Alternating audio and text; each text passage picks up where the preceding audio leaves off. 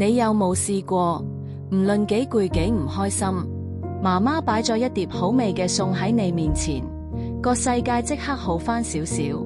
喺華人文化裏面，有句話講得幾到肉，民以食為天。食物唔只係填肚嘅嘢，係愛，係安全感，係屋企。呢句話出自2000多年前嘅《史記》，原文係：王者以民為天，而民以食為天。幾千年嘅農耕文明入面，冇糧食就冇晒一切。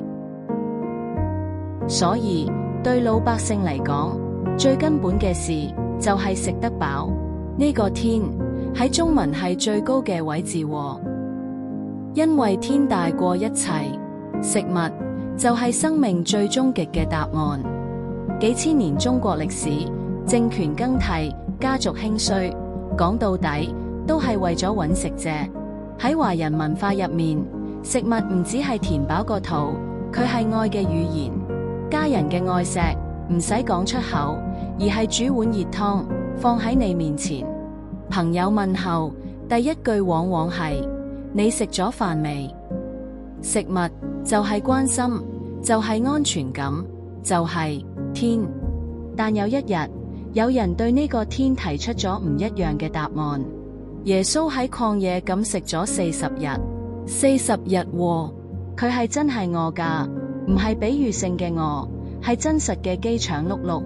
嗰時有把聲對佢講：你唔係神嘅兒子咩？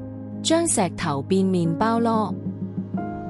但耶穌嘅答案出乎意料，佢話：人活着不是單靠食物，乃是靠神口裏所出的一切話。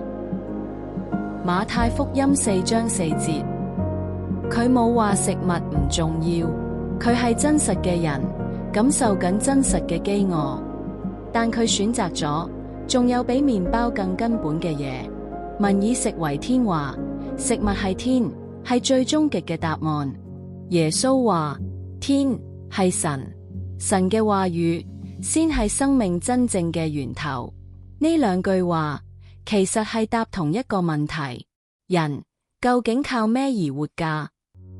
諗下一個細路坐喺飯桌前，面前係熱飯熱菜，個細路唔會崇拜碗飯，而係信任嗰個為佢煮飯嘅爸媽。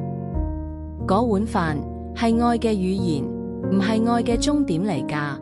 民以食為天講得啱，照顧人個肚係最基本嘅責任。聖經完全認同呢點，但聖經想問你更深嗰一層：萬物係由邊個創造？你認為最重要嘅係食物本身，定係賜下食物嗰一位？歡迎喺留言區分享你嘅諗法，記得訂閱書籤會，同我哋一齊由傳統文化出發，揾聖經嘅智慧。下次見。